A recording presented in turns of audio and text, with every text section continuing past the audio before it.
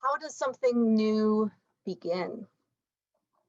Our Advent scriptures this morning, familiar and beloved to many of us, both tell a story about how God's righteousness emerges in our troubled world.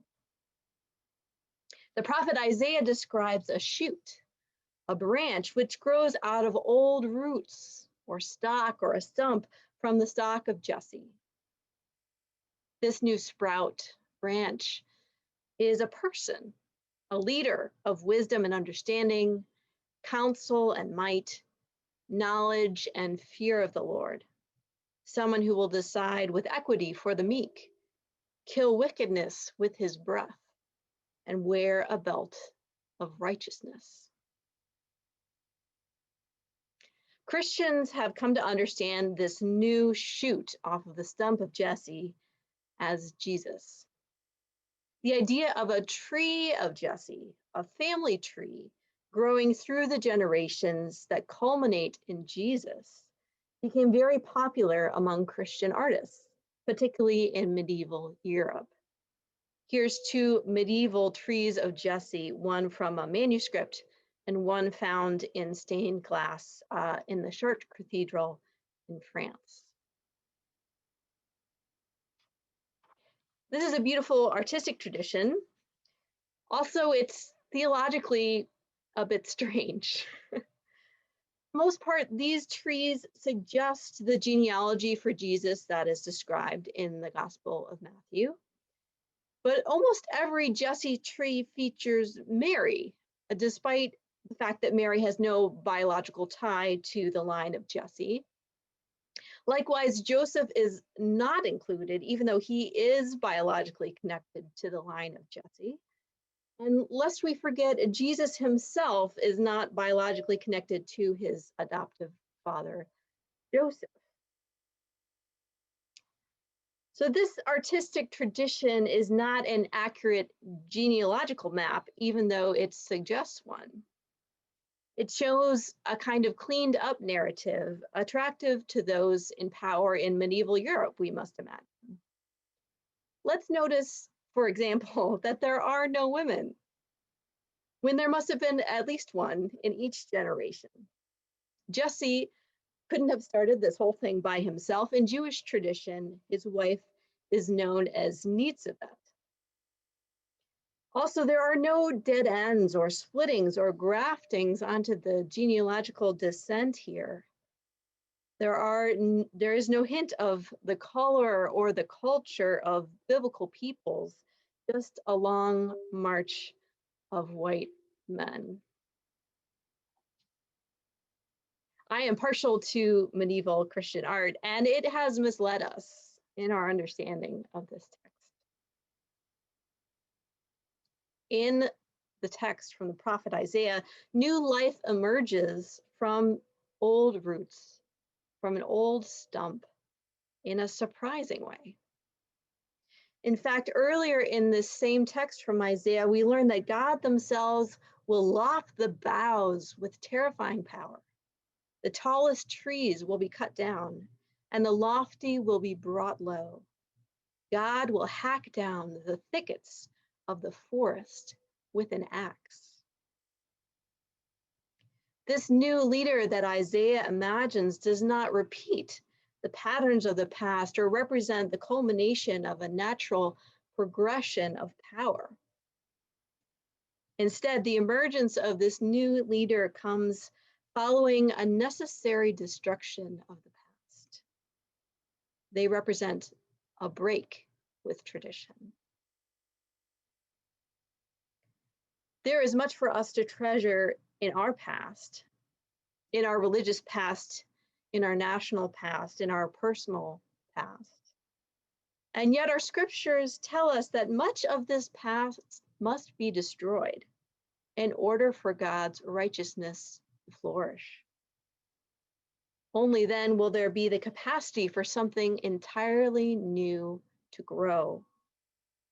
Only then can the future be more just than the past. And what about Mary? In the Gospel of Luke, we receive Mary's wonderful Magnificat, her song glorifying God, which echoes the words of Hannah in the Hebrew scriptures. In this passage, new life comes as a poor, unprivileged, socially ostracized young woman magnifies God and testifies to God's faithfulness from generation to generation. So much of our art depicting Mary is meek and mild. Many of you have heard me mention this before. We celebrate Mary's beauty by the beauty standards of each era and culture. We celebrate her peacefulness, her docility, her innocence, her tenderness, even her fragility. Now, Mary may have been beautiful. She probably did have that sort of deep spiritual strength, which is often accompanied by peace. I can certainly imagine her as tender. Docility, innocence, and fragility, I'm not as certain about these attributes, but whether or not they are true, we know other things about her that seem far more important. We know that Mary is strong. She's strong enough to bear the scrutiny of those who wondered whose baby she was carrying. She's strong enough to deal with pregnancy and childbirth, which, at least in my experience, are not for the faint of heart. She's strong enough to raise an exceptionally unusual child. She's strong enough eventually to accompany her child through his death and to live on. Tradition teaches us living on as a leader in the early church. We know that Mary's prophetic imagination is dramatic, even violent. According to her, God scatters the proud and brings down the powerful from their thrones. God lifts up the lowly and fills the hungry with good things, sending the rich empty away. God is faithful in mercy and justice from generation to generation. Our scriptures do not hold back when describing the disruption and even violence that is necessary to reorder our power structures and bring justice and mercy to the earth.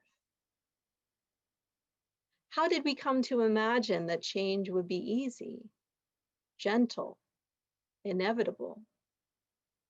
How did we allow our imagination to shape our understanding of these clearly revolutionary texts? This Advent, I invite you to welcome disruption. I know, everything is too disrupted already. Our lives are upended by the pandemic. There are so many losses to grieve, large and small. God does not bring these losses on us. God grieves alongside us. And in this great upheaval, pay attention to how God may be rising anew in the church, in our country, in our own personal lives. Keep watch, stay alert for signs of wisdom, knowledge, righteousness, equity, plenty, and mercy. These new growths may most often emerge out of dead stumps and from people unknown, uncelebrated, and entirely unexpected. Please pray with me.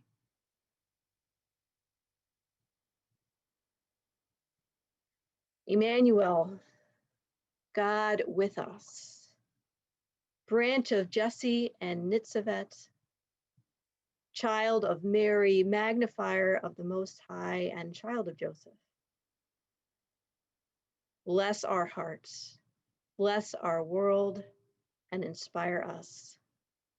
to grow out of our past and into our future with relentless courage, carrying with us only what is good, holy, wise, merciful, and just. Amen.